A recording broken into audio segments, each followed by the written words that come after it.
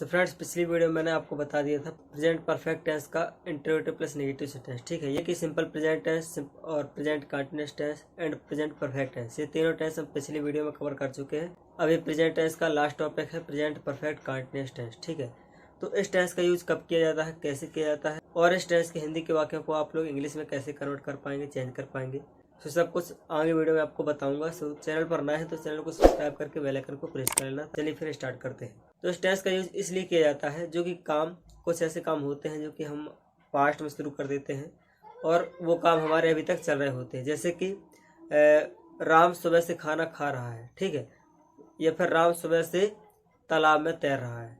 तो अब राम सुबह से तालाब में तैर रहा है तो यानी उसने कुछ देर पहले ही काम स्टार्ट कर दिया था, यानी कि वो जब उसने काम को स्टार्ट किया था तो वो बीत गया समय और वो समय पास्ट में चला गया। ठीक है, तो उस पास्ट में शुरू हुआ था काम और अभी भी चल रहा है।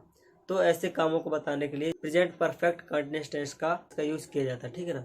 सो सिंपल, आप इसे पहचान से भी समझ सकते हैं। तो इस टेंस की पहचान होती है रहा है, रही है, रहे हैं, और इसमें प्लस समय आएगा। क्या आएगा? समय। ये होती है इस टेंस की पहचान। यानी कि जो पहचान होती है प्रेजेंट कंटीन्यूअस टेंस की तो सेम वही रहेंगी, बस इसमें अलग क्या रहेगा कि इसमें समय आएगा। क्या आएगा? समय, यानी कि टाइम। एक एग्जांपल समझते हैं। तो आपके सामने दो वाक्य हैं, ठीक है। तो पहला है प्रेजेंट कंटीन्यूअस टेंस का, यानी कि वह खाना खा रहा है। ठीक है, अब देखिए इसमें भी रहा है आया है और इसमें भी रहा है आया है। तो अंतर क्या दोनों में?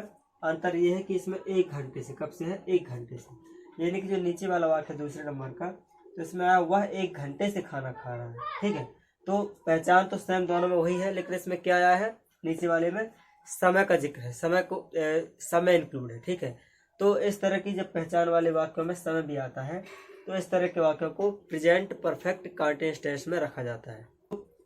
देखिए पहचान दोनों में सेम रहती है, लेकिन इस तरह के वाक्यों में जब रहा, रही, रहे आता है और समय भी आता है। क्या आता है? समय।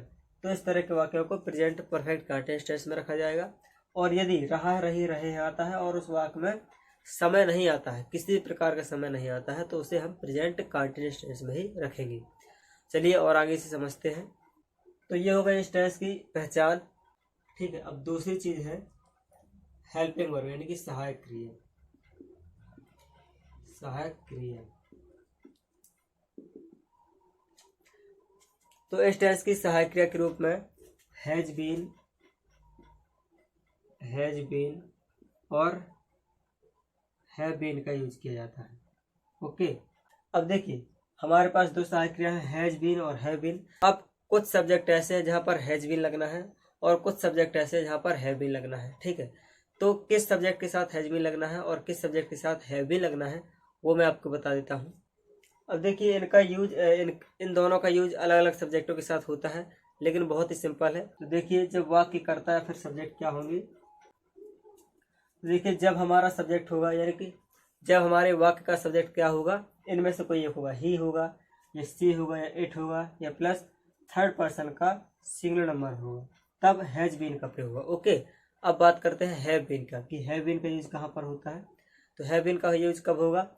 जब हमारा सब्जेक्ट क्या होगा, जब हमारा सब्जेक्ट वाक्य का कर्ता क्या होंगे, आई होगा, बी होगा या फिर यू होगा या फिर दे, इनमें से कोई एक होगा, या फिर थर्ड पर्सन का प्लूरल नंबर होगा। क्या होगा? अब यहाँ पर प्लूरल, अभी सिंगुलर था आई, ही, सी, इट और थर्ड पर्सन का सिंगुलर था, तब हमें हैज बीन का प्रयोग करना है। और जब यहाँ पर आई, वी, यू, दे में से कोई एक सब्जेक्ट होगा या फिर थर्ड पर्सन का प्लूरल नंबर होगा, प्लूरल नंबर, ठीक है, तब हम किसका प्रयोग करेंगे? हैव बीन का। ओके, तो इन दोनों को आप रफ में नोट कर लीजिए, इन दोनों रूल्स को, और यहाँ से यहाँ तक पूरा नोट्स कर लीजिए। उसके बाद एग्जाम्पल में जाइए तो आपको बेहतर तरीके से एग्जाम्पल समझ में आएंगे।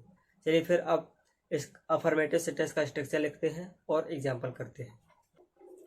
तो सूत्र आपके सामने है, सब्जेक्ट प्लस हैज बीन या हैव बीन में से कोई एक आएगा, फिर वर्ब की फर्स्ट फॉर्म, फिर इसके साथ आईएनजी लग जाएगी वर्ब की फर्स्ट फॉर्म के साथ, फिर प्लस में क्या आएगा? ऑब्जेक्ट आ जाएगा यदि वाक्य में है तो, नहीं है तो फिर अदर वर्ड, और उसके बाद फिर फुल स्टॉप। ये सिंपल सा सूत्र है। अब एग्जाम्पल बनाते हैं। देखिए यहाँ पर रहा हूँ आया है, तो इससे पता चलता है कि ये प्रेजेंट कंटीन्यूअस टेंस का वाक्य, बट यहाँ पर टाइम भी आया है, क्या है? 1 घंटे से। तो अब दोनों को मिलाकर के हमें पता चलता है कि ये टेंस किसका है? प्रेजेंट परफेक्ट कंटीन्यूअस टेंस का है। ठीक है, तो अब इसे बनाएंगे कैसे, ये आपका सूत्र लिखा है सामने। सबसे पहले हम लिखेंगे सब्जेक्ट आई, फिर आई के साथ आना हैव, आई हैव बीन, फिर वॉच मैच टीवी देखना, इसमें हम क्या करेंगे ING लगा देंगे यहाँ से, work first form plus ING।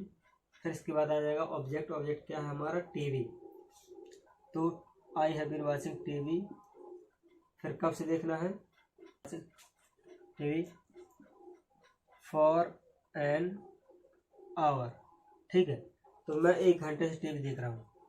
तो एक चीज़ मैं सूत्र में लिखना भूल गया हूँ, वो ये है कि फुल स्टॉप आने से पहले यहाँ पर क्या आएगा, सिंस, सिंस या फॉर प्लस टाइम आएगा, क्या आएगा टाइम, फिर इसके बाद आएगा आपका फुल स्टॉप। ये चीज़ सिंस या फॉर, क्योंकि इस टेंस में सिंस फॉर का प्रयोग क्यों होता है, समय के लिए। तो जो निश्चित समय होता है उसके पहले सिंस का प्रयोग करना है हमें, और जो अनिश्चित समय होता है उसके पहले हमें फॉर का प्रयोग करना है, ठीक है।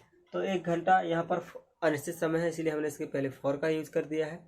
और यदि आपको सिंस एंड फॉर का यूज सीखना है, इन दोनों में डिफरेंस सीखना है, बिल्कुल बारीकी से मैंने एक अलग वीडियो बना दिया है, तो आप लोग जाकर के देख सकते हैं। तो इस वीडियो के डिस्क्रिप्शन में आपको उस वीडियो की लिंक मिल जाएगी सिंस फॉर वाले की। तो दूसरा एग्जाम्पल हमारा उदाहरण है, राधा सोमवार से डांस सीख रही है, ठीक है। तो क्या करेंगे, सबसे पहले सब्जेक्ट लिखेंगे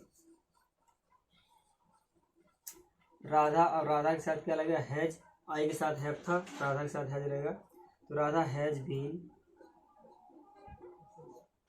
लर्न, लर्न यानी सीखना, तो लर्निंग द डांस, ठीक है, लर्निंग द डांस। फिर कब से सीख रही है, सोमवार से, ठीक है, सोमवार से। तो हम क्या लिखेंगे, सिंस मंडे, सिंस मंडे, ठीक है। तो इस तरह से आप प्रेजेंट परफेक्ट कंटीन्यूअस टेंस के हिंदी के वाक्यों को इंग्लिश में ट्रांसलेट कर सकते हैं।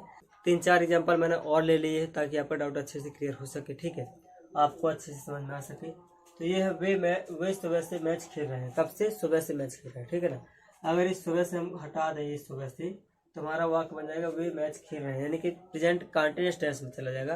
बट यहाँ पर हम टाइम दिया है सुबह से, इसलिए ये वाला वाक्य हमारा किसका है, प्रेजेंट परफेक्ट कंटीन्यूअस टेंस का, ठीक है। तो हम इसे बनाते हैं।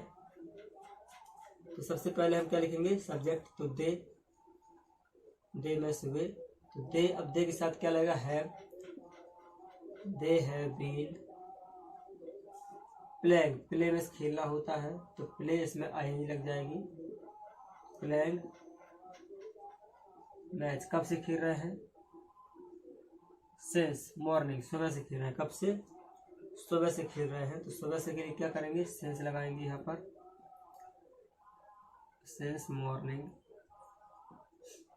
फिर दूसरा वाक्य हमारा, हम कल से आपका इंतजार कर रहे हैं, हम कल से आपका इंतजार कर रहे हैं, ठीक है।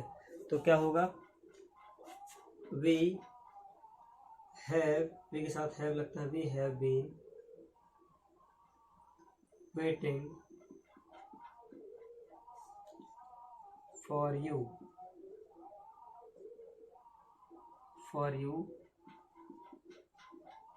since yesterday, हम कल से आपका इंतजार कर रहे हैं। महेश आधा घंटे से पतंग उड़ा रहा है, तो महेश हैज बीन फ्लाइंग, यहाँ पर फ्लाइंग ING लग जाएगा, तो राम फ्लाइंग अ काइट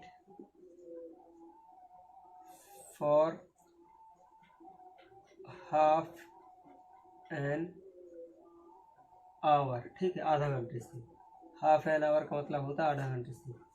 फिर आधी रात से वर्षा हो रही है, तो इट इज, वर्षा होने के लिए इट लिखते हैं, तो it has been running, it has been running since midnight, ठीक है, मिडनाइट में से आधी रात, तो it has been running since midnight, आधी रात से वर्षा हो रही है। तो ये थे प्रेजेंट परफेक्ट कंटीन्यूअस टेंस के एग्जाम्पल और किस तरह से आप हिंदी से इंग्लिश में इन्हें ट्रांसलेट कर सकते हैं वो मैंने आपको बता दिया है। तो अब मैं अगले वीडियो में बताऊंगा इस टेंस की नेगेटिव सेंटेंसों को यानी कि नकारात्मक वाक्यों को हिंदी से इंग्लिश में कैसे ट्रांसलेट करना है।